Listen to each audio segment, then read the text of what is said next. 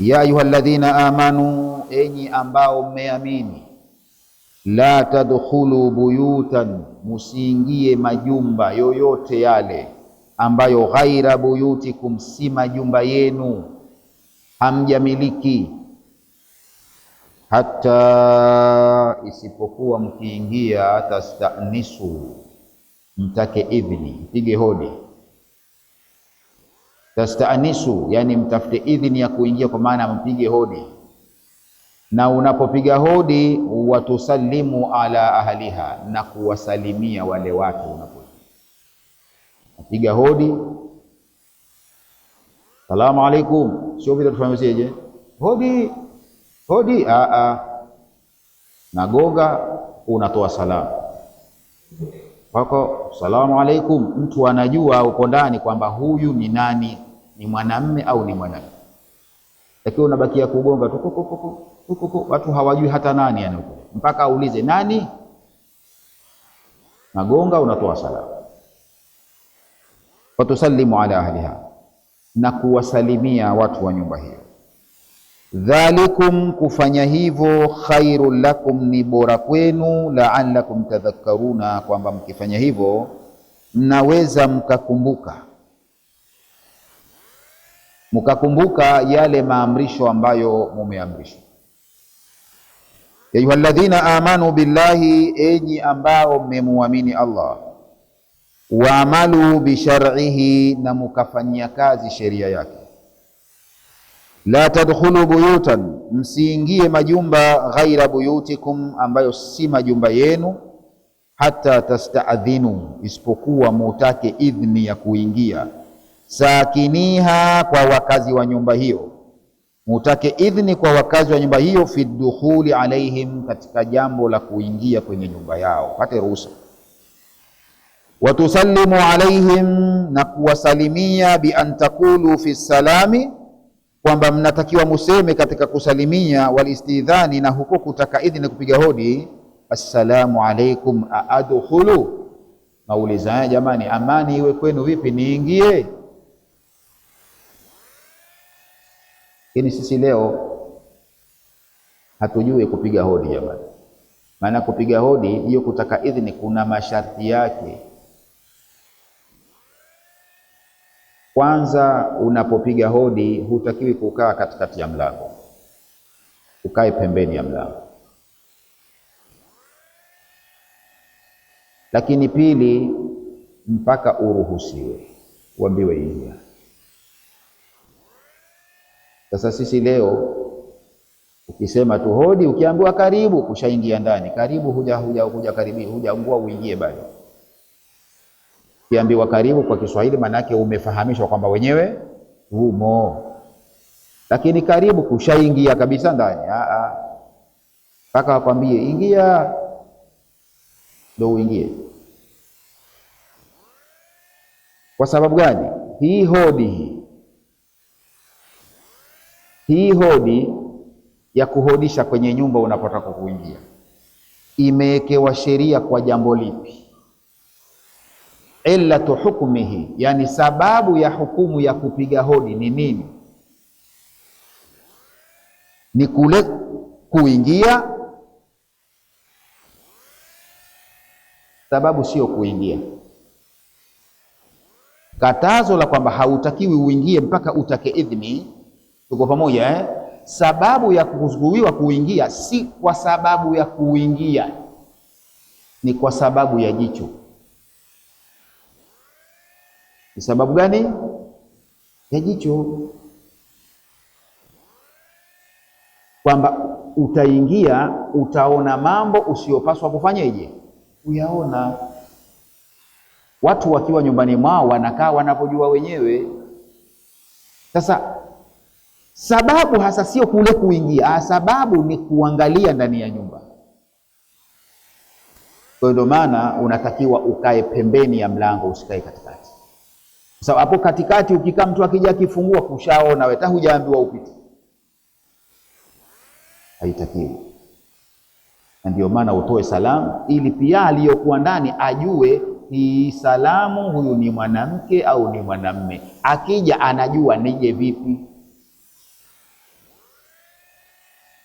Kitoa tu salamu alaikum, vipi niingie? Aliyo ndani ya nyumba anajua hii sauti ni ya mwanamme. Kwa hiyo kama ni mwanamke anajua nikaenda kufungua mlango niende vipi.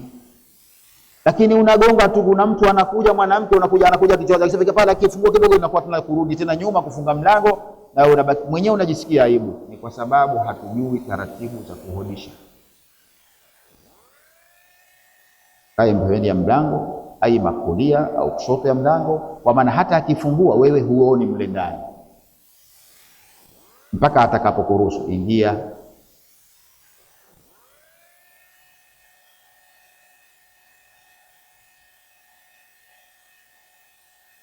Dhalika alistidhani, huko kutaka ruhusa ya kuingia, alladhi umirtum bihi, ambako ndio mmeamrishwa, khairul lakum min ad-dukhuli fajaa, ni bora kwenu kuliko kuingia tu hodi ushaingia.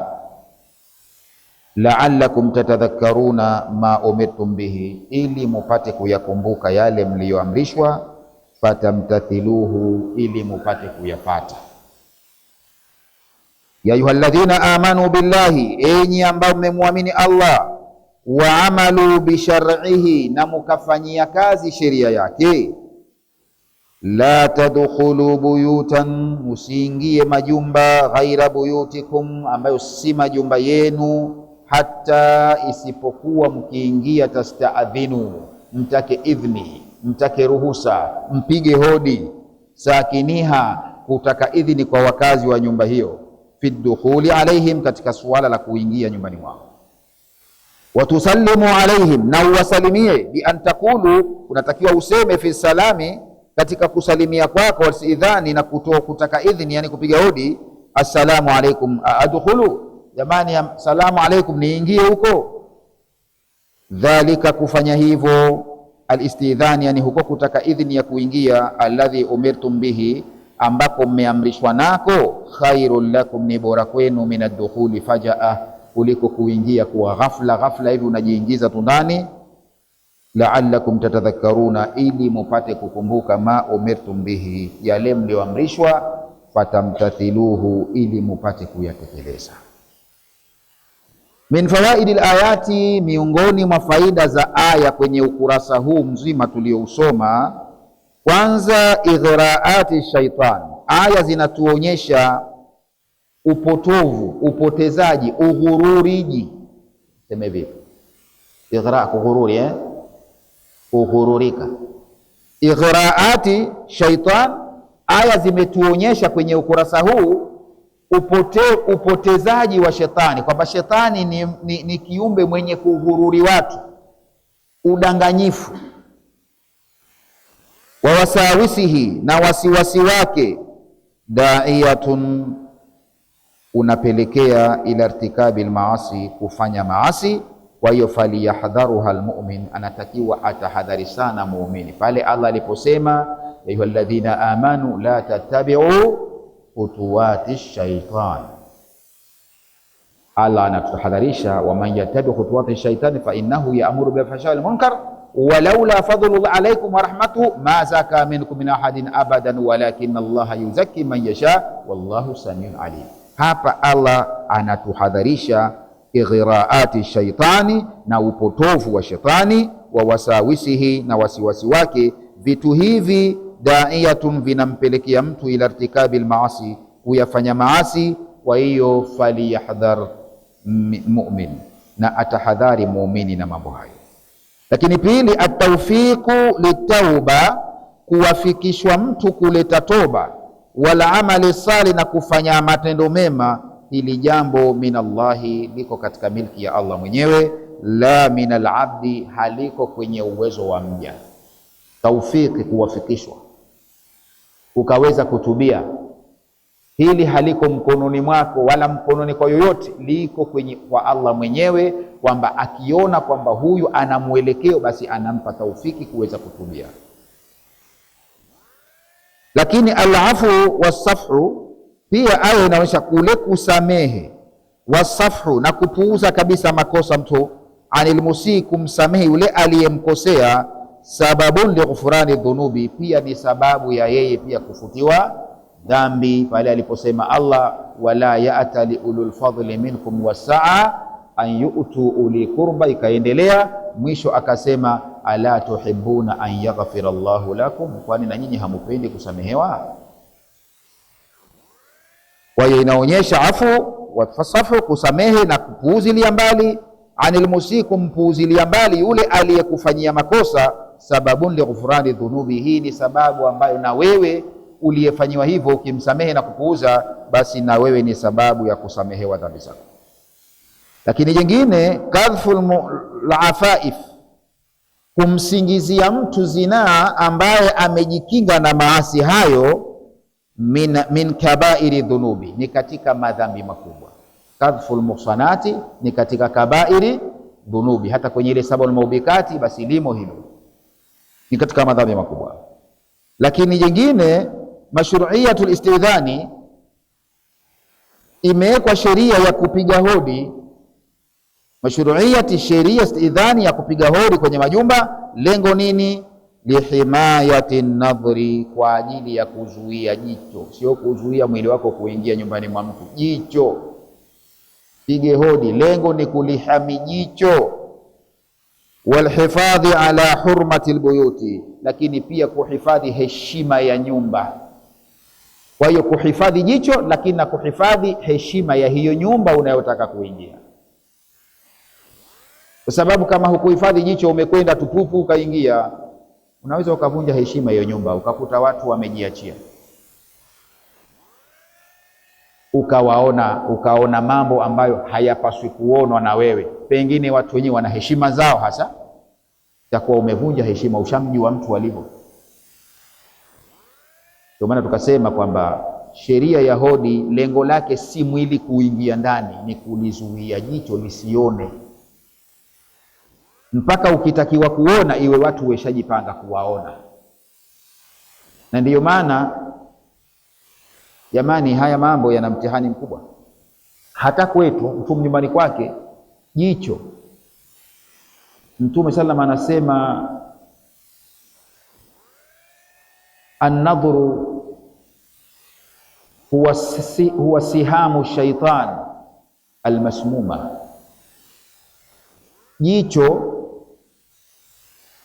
ni mkuki wa shetani mkubwa sana ambao una sumu mbaya kweli kweli. Jicho ni mkuki wa shetani ambao anawapigia watu wengi sana kupitia jicho, tena mkuki wenye sumu, kwa sababu utakapopiga jicho lako kwa mtu ukaona, tayari utaanza kukuathiri wewe uliyeona. Kwa pamoja, leo umeingia nyumbani mwa mtu, umemkuta mtu sheke kavaa pensi, au sio? Au mwanadada kapiga gwaguro lake tu, yuko kama alivyo nyumbani, yuko nyumbani mwake. Wewe umeingia umeona visivyopaswa kuona, sheke, utaanza kutoka denda, utoke na mate, si ndio? Utatoka na fikra pale, kama ilikuwa ile kaenda kwa rafiki yako, sema yangu kumbe kapata hati bwana, tupo utaanza kuleta shida. Kwa hiyo jicho ni mkuki wa shetani wenye sumu mbaya sana. Ndio maana tumetakiwa, unaweza kulipenda jambo ambalo hukupaswa kulipenda, lakini kupitia jicho unaweza kuchukia kitu kwa sababu ya kuona kitu. Unaweza ukakipenda kitu kwa sababu ya kukiona, lakini pia unaweza ukachukia kitu kwa sababu ya kukiona vile. Umeona kitu kibaya ukachukia. Na ndio maana hata majumbani mwetu Mtume sallam akasema, tukienda safari basi tukirudi tusende tu tukagonga mlango usiku. Natakiwa fikia msikitini, watu wapate taarifa kwamba mume wangu kishafanyaje, kaja kafikia msikitini, akitona takauchomoze pale pale na kimya kimya, ili ukadoe mwizi, pengine utamkuta mwizi alala mle. Lengo ni nini? Kwamba yule, kwa sababu anajua mwenzake hayupo, atakuwa anakaa anavyotaka mwenyewe. Inawezekana atakufyagia hafyagia, niko peke yangu, takukoga pengine hakogi, niko peke yangu, yupo pengine kavaa mavazi mabaya. Wewe ukaja ukapita tu, ukaja kumkuta yuko vile, utachukia, utaona vitu vibaya.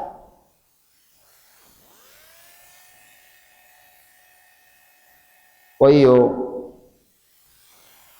Mashru'iyat istidhani lihimayati nadhri, sheria kupiga hodi ni kwa sababu ya kulihami jicho, lakini pia walhifadhi ala hurmati albuyuti, na pia kuhifadhi heshima ya hiyo nyumba unayotaka kuingia.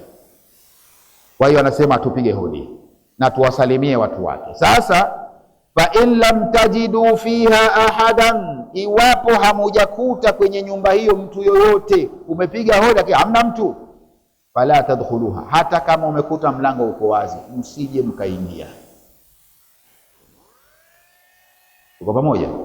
Kwa sababu kupiga hodi ni lazima, lakini apigiwae hodi hana lazima ya kukuitikia wala halazimiki kukukaribisha. Ana khiari yake, anaweza akakukaribisha, anaweza kwa bwana we nenda zako, taki hodi saizi. Kwa hiyo fa in lam tajidu fiha ahadun, kama hamukumkuta kwenye nyumba hiyo mtu yoyote, fala tadkhuluha, musije mukaingia hiyo nyumba, hata yu'dhana lakum, mpaka mruhusiwe kuingia. Wa in qila lakum, na kama mukimkuta mtu mukaambiwa nyinyi irji'u, umepiga jamani, rudi bwana, sitaki sasa hivi usije, farji'u, msilete zogo, rudini. Maana kuna mtu anakwenda nyumbani kwa mtu, anarejeshwa, anaambiwa usiingie, akasirika yeye. Tena pengine anaweza kajiona yuko sawa sana, kwa nini bwana ananifukuza? Ana hiari yake, anaweza kukwambia rudi, toka. We unatakiwa ukubali tu urudi.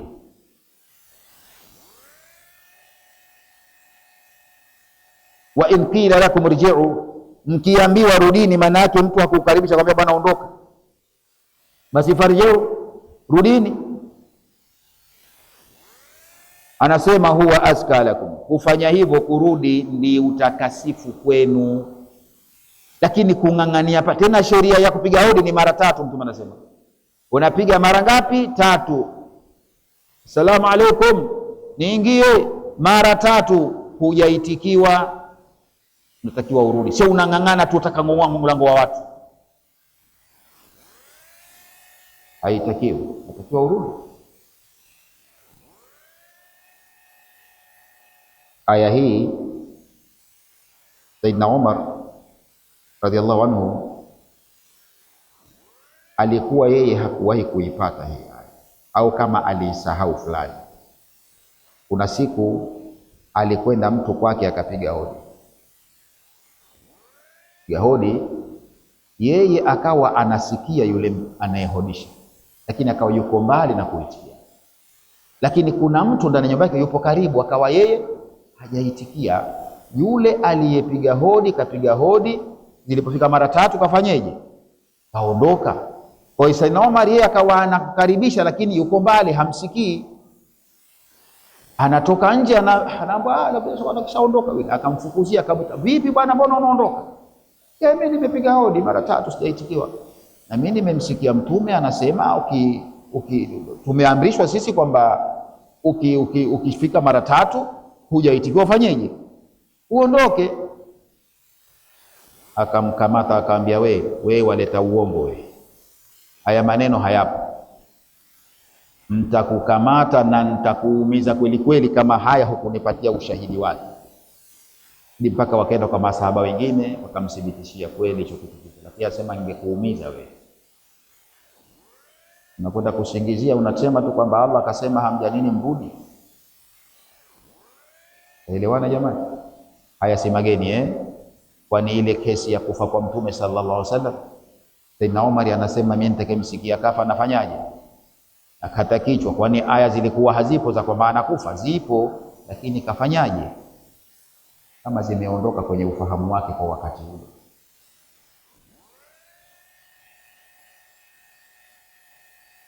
Huwa azka lakum, kufanya hivyo ndiyo kitakasifu chenu cha kukutakaseni. Na kweli, maana ukiingia hujaruhusiwa shehe, ukiitwa mwizi je? Wallahu bima taamaluna alimu, na Allah kwa yote muyafanyayo anayajua. Fa in lam tajidu fiha ahadan, kama hamkukuta kwenye nyumba hiyo mtu yoyote wa kukaribisheni au hamjakaribishwa, fala tadkhuluha, basi musiingie nyumba hiyo, hatta yu'dhana lakum mpaka mruhusiwe kuingia. Wa in qila lakum urji'u, na mkiambiwa rudini bwana, ondoka, usilete ukaidi wala usikasirike, farji'u, rudini, huwa azka lakum, hicho ndiyo kitakasifu chenu, ndio utakuwa umepata utakaso kwako, umetakasika, kuliko kuang'ang'ania mie bwana, hapana. Wallahu bima ta'maluna alimun, na Allah kwa mnayoyafanya anajua. Aliposema mnayoyafanya anajua kwenye masuala ya kupiga hodi, anakusudia nini? Kwamba mnayoyafanya maana yake mnayoyatizama kwenye kupiga hodi. Maana unaweza kupiga hodi lakini ukawa kabla hujaruhusiwa ukaanza kupiga jicho ndani ukaona ya watu, basi Allah ajua. Tumesema kwamba unatakiwa ukae pembeni ukipiga hodi yako, sio unakaa katikati ya hodi, mtu akifungwa tu ushaona mpaka chumbani kwake.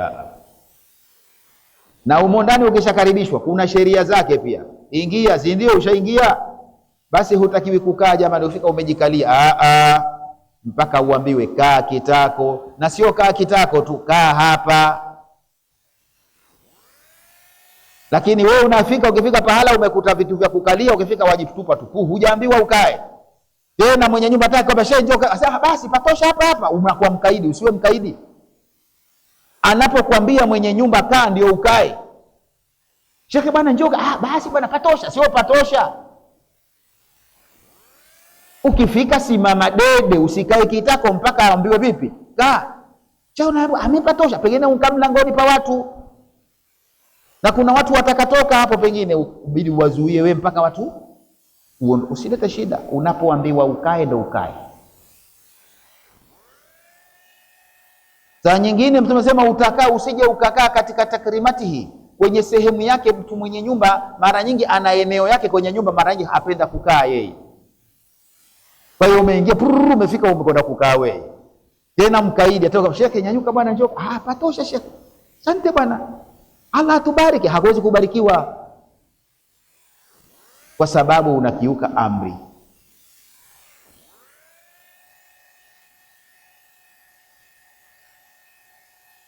Fa in lam tajidu fi tilka albuyuti, kama hamkukuta katika hayo majumba ahadan yoyote, fala tadkhuluha, musiingie kwenye nyumba hizo, hatta yu'dhana lakum, mpaka mpewe idhini nyinyi fi dukhuliha, katika kuyaingia majumba hayo.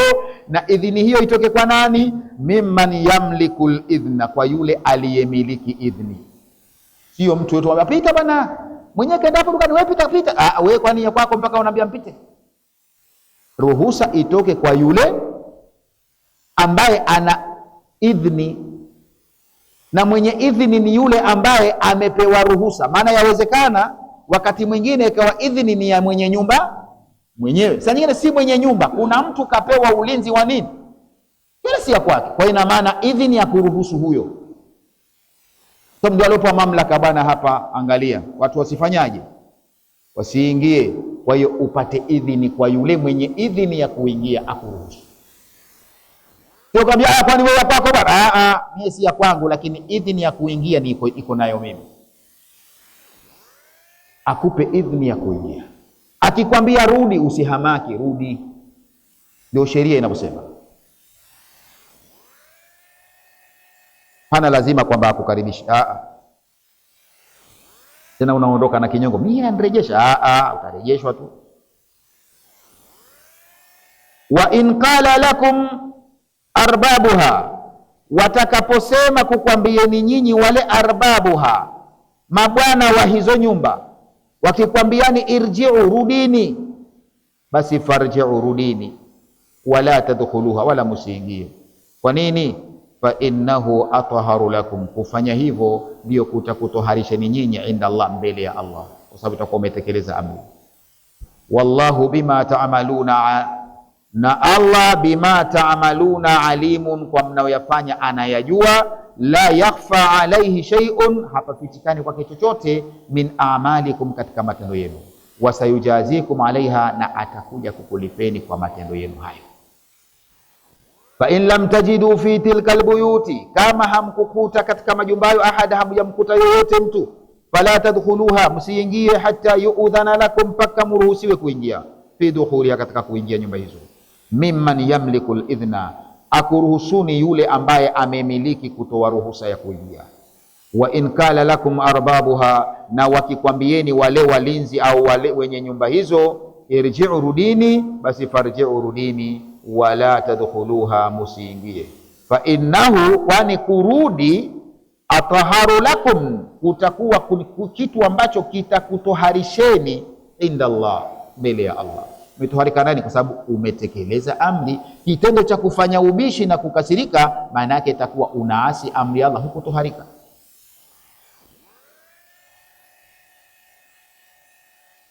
Wallahu bima ta'maluna alimun, na Allah kwa mnachokifanya anakijua. La yakhfa alayhi shay'un, hapafichikani kwake chochote. Min a'malikum, katika matendo yenu. Kwa hiyo wasayujazikum alaiha, na atakuja kukulipeni kwayo au kwa matendo hayo.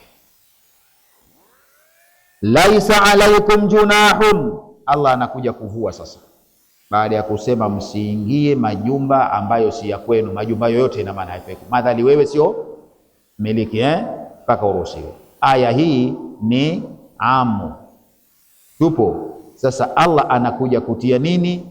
Takhsis. Anasema laisa alaikum, lakini hakuna kwenu, junahu, dhambi, antadkhulu buyutan, kuingia majumba pasi na idhini ya wamiliki wake, si ya kwenu, lakini pasi na idhini ya wamiliki wake. Ghaira maskunatin, majumba ambayo si yenye makazi ya kukaliwa na watu. Kuna majumba ni ghairu maskuna, hoteli kwa mfano, si ya kwako.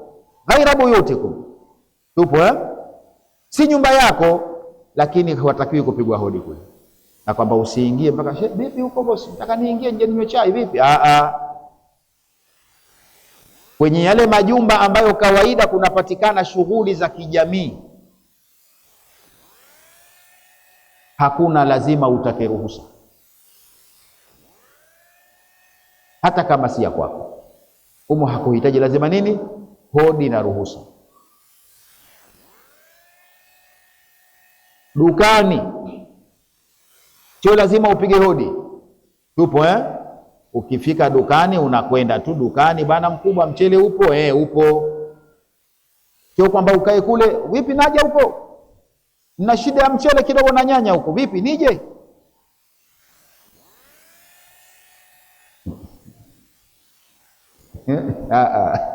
Majumba ambayo ghairu maskuna, hata msikitini hapa ukija mpaka upewe ruhusa, ubakie mlangoni kule bwana, unarudi, asikupewa ruhusa, asikuitikiwa hodi. Nani akuitikie hodi? Nani akuruhusu ingia, au nani akwambia usiingie? Laisa alaikum junah, hakuna juu yenu dhambi, hakuna dhambi juu yenu kuingia katika majumba ghaira maskunatin, ambayo hayakaliwi na watu. Fiha, ndani ya majumba hayo, mata'un lakum, kuna starehe zenu. Kama hoteli kuna matalo, kuna kwenda kujipatia mlo. Dukani mata'an lakum, unakwenda kujipatia mlo, au unakwenda kujipatia nguo. Msikitini mata'ala, kuna kujipatia starehe yako ya nini? Ibada. Basi humo si lazima kupiga hodi, wala hakuna dhambi, hakutaki idhini. Mata'u lakum wallahu ya'lamu ma tubduna, Allah ajua mnayoyadhihirisha, wa ma taktumuna, na mnayoyaficha. Laisa alaikum junahun, hakuna juu yenu dhambi, an tadkhulu buyutan, kuingia majumba, ghaira maskunatin, ambayo si yenye kukaliwa na watu. Fiha, ndani ya majumba hayo, mata'un lakum, kuna starehe zenu. Hiyo si lazima upige hodi na upewe ruhusa. Wallahu ya'lamu ma tubduna, na Allah anajua yale mnayodhihirisha. Wa ma taktumuna, na mnayo yaficha. Kwa hiyo humo hamuhitaji lazima hodi, unaingia tu, na ndio maana watu wanaingia wakitoka, mambo kama hayo, ingia toka, ingia toka. Laisa alaikum harajun, hakuna juu yenu dhambi, an tadkhulu duna istidhani, kuingia kwenye nyumba pasi na kupiga hodi. Buyutan, ama kwenye yale majumba ya jumla jamala, la takhtassu bi ahadi, ambayo hayamuhusu mtu fulani tu, si la kwako, lakini ambayo uiddat, yameandaliwa majumba hayo lilintifai lami, kwa ajili ya manufaa ya watu wote. Katoa mfano kal maktabati, kama maktaba. Hakutaki hodi maktaba, wewe ukifika unaingia unajisomea, au sio? Tende vunja mlango, lakini madhali uko wazi, wewe unaingia, si lazima upige hodi, kwa sababu imeandaliwa kwa ajili ya nani? Watu kuja kusoma. Maktabati wal hawaniti, na maduka hayo, madukani, fil aswaki, ambayo yako huko marikiti. Wallahu ya'lamu ma tudhhiruna, Allah ajua mnayoyadhihirisha, min a'malikum, katika matendo yenu, wa ahwalikum, na hali zenu, wa ma tukhfuna, na mnachokificha. La yakhfa alayhi shay, Allah kwake hakufichikani kitu chochote, min dhalika, katika hayo. Wasayujazikum alayhi, na atakuja kukulipeni juu ya mambo hayo. Walamma kana nadhuru, na kwa vile ilivyokuwa kutizama, baridan ila zina, yani seme vipi, posta ina nini? Baridi ni posta, tutumie lugha gani? Kwa vile imekuwa kule kutizama ndiyo baridan lizina, imekuwa kama ni kipelekeo, tunasema kwani nini? Posta si inachukua barua inapeleka pahala fulani, au sio? Sasa na kutizama imekuwa ni baridan ila zina, yani imekuwa kama ni posta, tunasema ni, tumie neno gani jamani? Sina la kutumia, na inapelekea, sio? Unasemaje kule? Kichecheo, kupelekea, ndio hivyo hivyo tupo, kwa vile huku kutizama ndio baridan ila zina, yani kuna chechea au kunapelekea mtu kufanyeje? Huzini. Huzini na mtu shekhe, mpaka utizame bwana, we umuone, na unaanza mzigo huo, ndio unatafuta njia wa kuupata, wa upataje? Sasa umemuona mtu katika hali ambayo pengine haikuvaa vizuri, itakuwa ni kichecheo cha kupeleka watu katika nini? Zina. Kwa kuwa kutizama ni kichecheo cha kuwapeleka watu katika zina, basi amara Allahu bighadhi albasar. Sasa Allah kwenye aya ifuatayo anakuja kuamrisha kuinamisha macho, kwamba watu wasitembee na mijicho hii kutizama watu, wainamishe macho chini. Lengo nini? Lilwikayati minhu, kwa ajili ya kujikinga, kulikinga jicho minhu, na huko kutizama visivyopaswa kutizama, ambao akishavitizama vitampelekea kwenda pahala pabaya.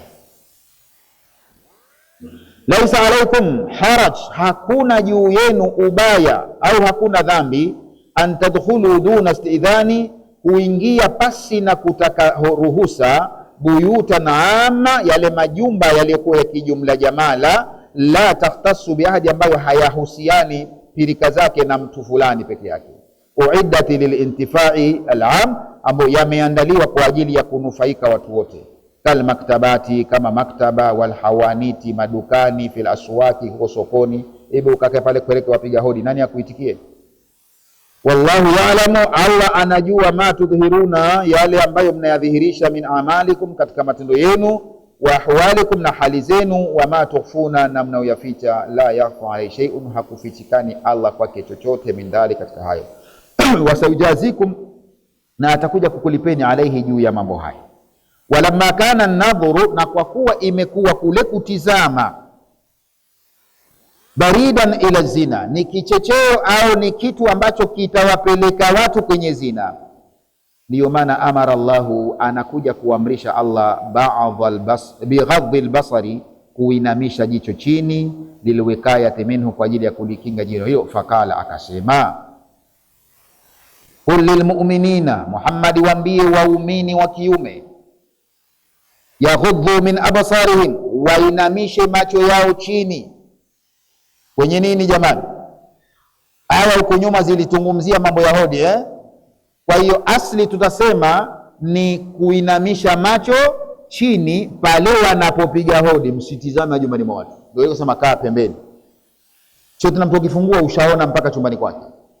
Hiyo itakuwa ni asli, lakini pia kuna tabii, manake si kwenye kupiga hodi tu, katika sehemu zote ambazo zitapelekea wewe kuyaona mambo ambayo mambo yale hayapaswi kuonekana, yatakupelekea ni baridan ila zina. Haddul basar, naamrishwa uinamishe macho chini. Taelewana? Qul lilmu'minina, waambie waumini wa kiume, yaghuddu min absarihim, wahinamishe macho yao chini, lakini pia wayakhfadhu furujahum, wahifadhi na kitu. Manake amri ya kwanza uinamisha macho chini, manake kutokutizama yasiyopaswa kutizama. Amri ya pili kuhifadhi na tupu zao. Sasa kuhifadhi tupu kivipi? Maulama wakatafauti. Wengine wasema hapa kuhifadhi manake ni kuhifadhi utupu, kutokuzini. Wengine wakasema hapa inakusudiwa kuhifadhi manake kusitiri, kufunika zile nyuchi zenyewe zisionekane. Wengine wakasema yote mawili, kuhifadhi kwa maana yote mawili. Kuzihifadhi manake kuvaa vile itakiwavyo, zile nyuchi zisionekane tupu zao, lakini vile vile na kuhifadhi kwa maana kutokuziniwa ziniwa au kutokuzinizini. Wahifadhi. Kwa hiyo wakuli lilmu'minina, waambie waumini wa kiume, yaghuddu min absarihim, wainamishe macho chini, wayakhfadhu furujahum, na wahifadhi tupu zao. Sasa hapa utakwenda kwenye wanasheria kwamba wanaume tumetakiwa tuhifadhi tupu zetu. Sasa utajua kwenye sheria, ukienda kusoma sheria maana kwenye fikihi, sasa utatafuta kwani uchi wa mwanamme ametakiwa hifadhi tupu zake ni uchi ni wapi na wapi kwake. Elewana? Uhifadhi tupu yako.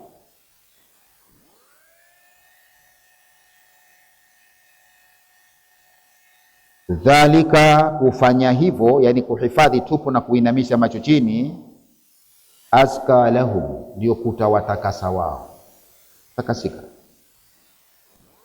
Azka lahum, utakuwa ni utakasifu kwao,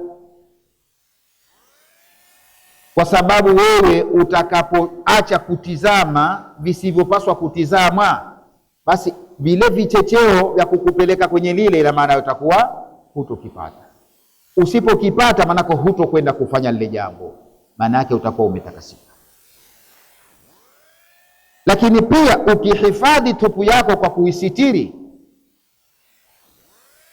utakuwa umetakasika, kwa sababu hautakuwa ibilisi huwashawishi watu kuingia. Manake sawa, we ukiacha kufunika watu watakutizama, watapokutizama ndio ule mkuki wa shetani wenye sumu. Sasa yeye atafanyaje? Atavutika na wewe, tavutika na wewe, tena itakuwa shida hiyo.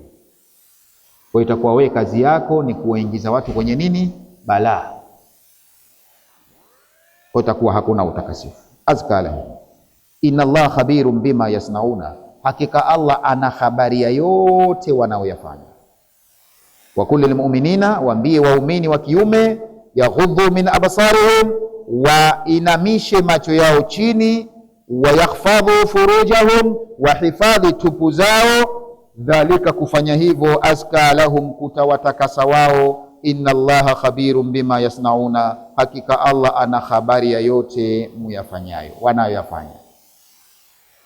Qul ayuha rasul, sema ewe mtume, lilmu'minina, waambie waumini wa kiume, yakufu min absarihim, wazuie macho yao, anin nadhri, wasiangalie, ila ma, kwenye yale ambayo la yahillu lahum, ambayo hayawahalaliki wao, minan nisai wal awrati, kutokana na kuwaangalia kina mama na kuangalia tupu. Wazuie macho yasiangalie hayo mama.